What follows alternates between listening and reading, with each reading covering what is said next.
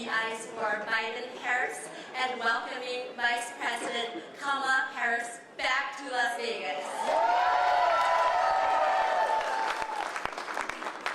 So when I decided to start my small business back in 2021, it felt like a huge risk.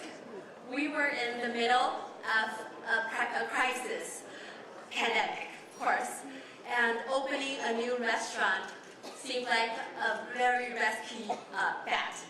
But President Biden and Vice President Harris took actions and kept our economy strong. And because of that, my people, my business, and myself were able to survive and thrive throughout the crisis. And today, 3 years later, my business, Shalom Dumpling, is opening its second location. And we have grown into 3 different restaurant concepts around Las Vegas. And I am confident to say that I am proof of President Biden and Vice President Harris. They truly care about small business owners and they support our American dream.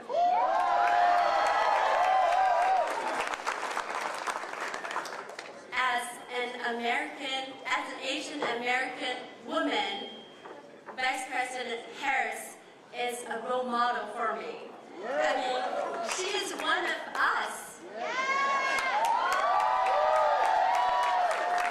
Her stories shows all of us, women, AANHPI people, and so many others that there's nothing we cannot conquer. She lifts us all up. Earlier this year, I had the honor of showcasing Shalom Dumpling at the Asian Night Market at the backyard of the Vice President's house.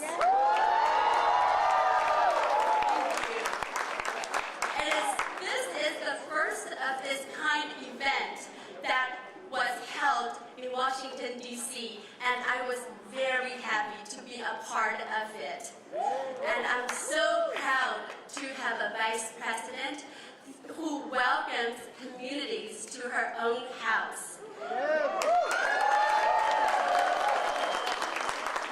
And with Vice President Harris, we have a seat at the table.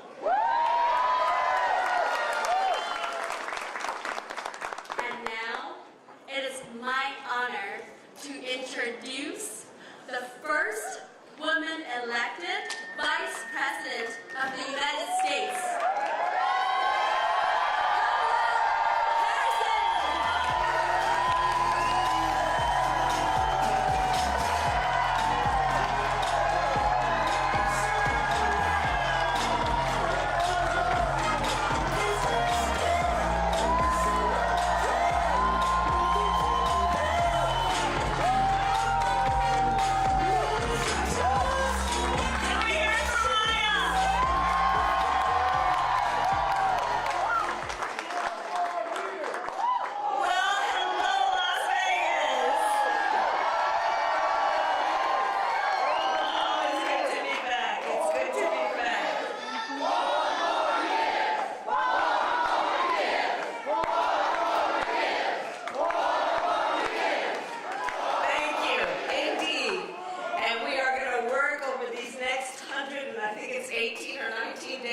to make sure that happens. But I want to say it is always good to be in Las Vegas, and as some folks call it, Hawaii's ninth island. And I want to thank all the elected officials who are here today, including former Governor Steve Sisolak and his incredible wife. Where is he? Kathy. And I want to thank all the union workers at this hotel who made this event possible, including the workers of Culinary Local 2.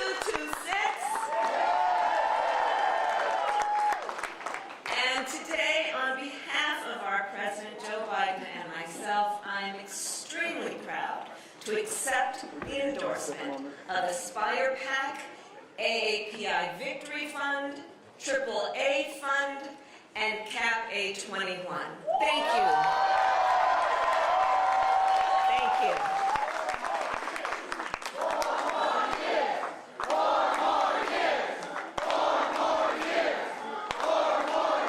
And a lot of work to do. So let me just say, this is an extraordinary room of leaders and dear friends and long-standing supporters of the President and me. I see so many friends here. And so many of you have given so much of your time and your leadership to fight for the promise of America and everything we stand for. And I thank you for that. And on behalf of our President, I thank you for that. And you all know, this event today is one of the highlights as testament to what the President and I stand for and who we stand for. We stand for the beauty and diversity and the promise of America. And the individuals in this room right now, each represent just that. You know, many of you know my mother arrived in the United States from India when she was just 19 years old. And she and my father met while they were active in the civil rights movement. In fact, when I was young, my parents would take me to the marches in a stroller. I was in the stroller, of course. My mother had two goals in her life: to raise her two daughters, my sister Maya and me, and to end breast cancer. She was a breast cancer researcher. And I'll tell you, my mother never asked anyone's permission to pursue her dreams. Never asked. You know, my mother, who was all of 5 feet tall, but if you met her, you would have thought she was 10 feet tall. And it is because of her character and strength and determination that within one generation, I stand before you as Vice President of the United States.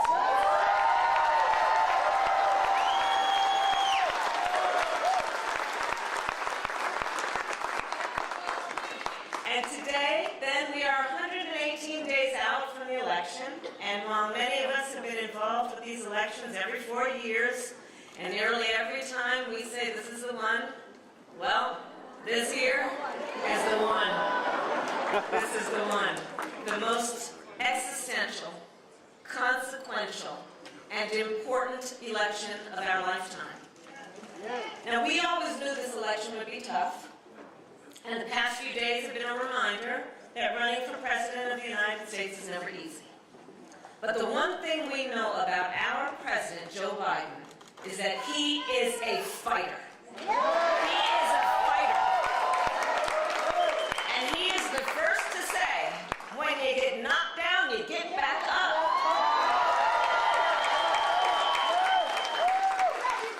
We all know, many of us know what that is.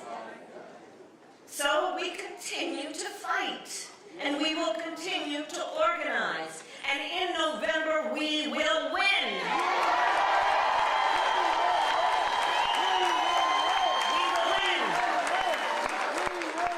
We know what hard work looks like. We like hard work. Hard work is good work. So Las Vegas, in all of our work, President Biden and I have been guided by a fundamental belief. We work for you, the American people. Not special interests, not billionaires or big corporations, you. And in this election, there can be no doubt who you can count on to fight for you when it counts. Just look at, for example, the issue of health care and affordable health care. When he was in the White House, Donald Trump, let's not forget, tried more than 60 times to end the Affordable Care Act and tried to take health care from millions of Americans with pre-existing conditions. Remember those days? President Joe Biden and I, on the other hand, have defended the Affordable Care Act and made it stronger. In fact, today, more AA and NHPI Americans are insured than ever before in our history.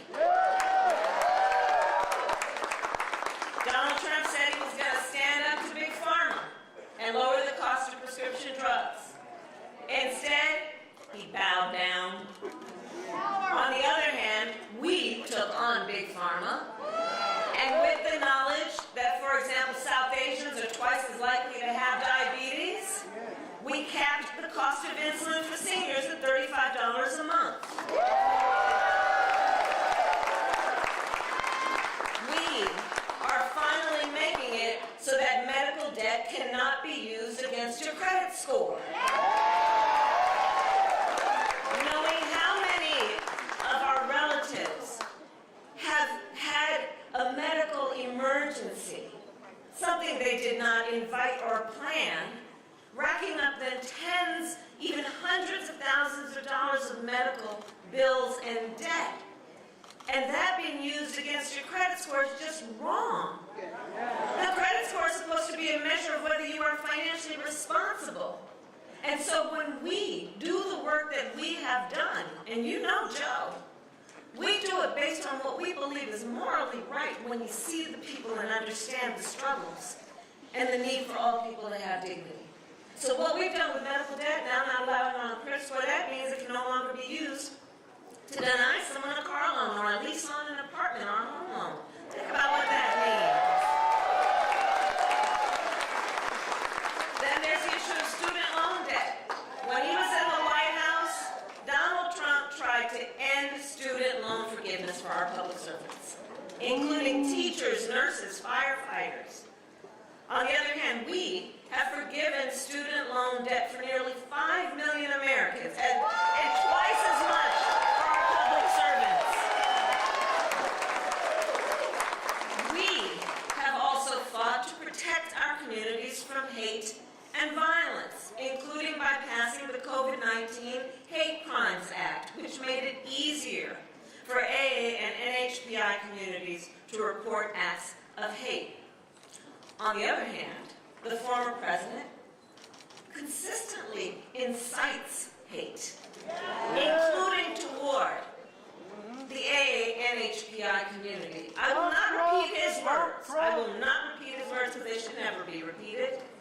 But I will say that someone who vilifies immigrants, who promotes xenophobia, someone who stokes hate, should never again have the chance to stand behind a microphone and the seal of the President of the United States.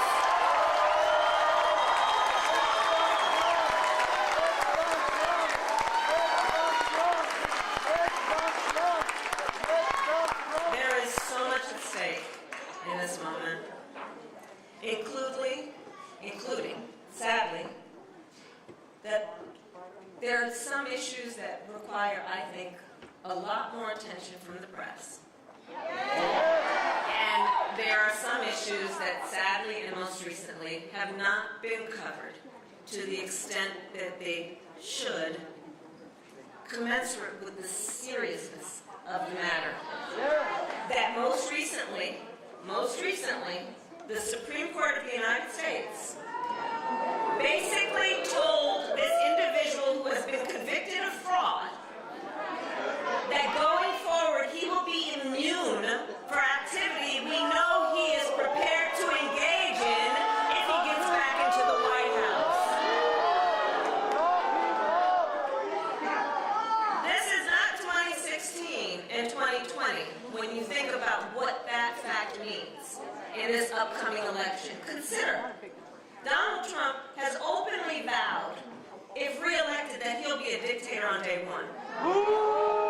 That he will weaponize the Department of Justice against his political enemies. Round up peaceful protesters and throw them out of our country. And even, quote, terminate the United States Constitution. Donald Trump wants to turn our democracy into a dictatorship. And the Supreme Court basically just declared he can get away with it.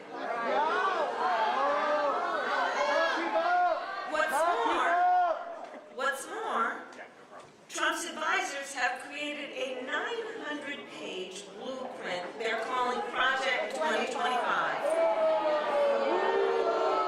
detailing everything else they plan to do in a second term, including a plan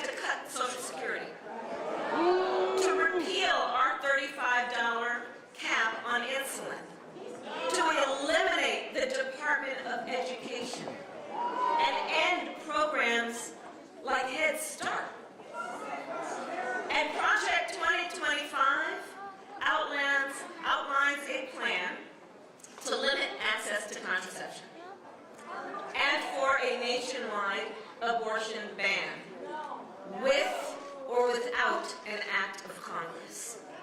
That's why let's dump Trump. Let's dump Trump. If implemented, this plan would be the latest attack in Donald Trump's full-on assault on reproductive freedom. And no, we will not.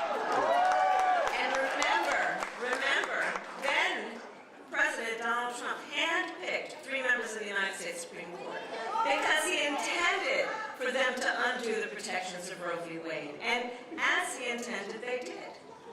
Now over 20 states have the Trump abortion ban, many with no exceptions, even for rape and incest. And Trump has not denied, much less shown remorse for his actions. Instead, he uses the word proudly, takes credit for overturning Roe. So make no mistake, if Trump gets the chance, he will sign a national abortion ban to outlaw abortion in every single state. But we are not going to let that happen. We are not going to let that happen because we trust women. We know women know what's in their own best interest and don't need their government telling them what to do with their body.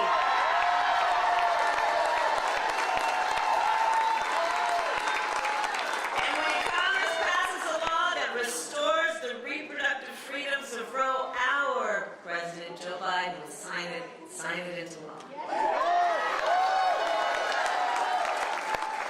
So ultimately, in this election, we each face a question. What kind of country do we want to live in? A country of freedom, compassion, and rule of law? Or a country of chaos, fear, and hate? And here's the thing, and I say this to a group of people who already know this. We each have the power. We have the power to answer this question. So if the Supreme Court says the laws do not apply to Donald Trump, if people like Mike Pence are not around to stand up to him, and if extremists in Congress continue to bow down to him, our last defense, our last line of defense is the ballot box. Our vote.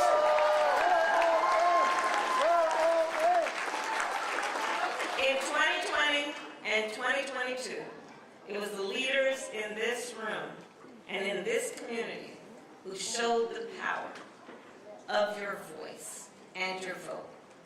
And in 2024, we need you to do it again.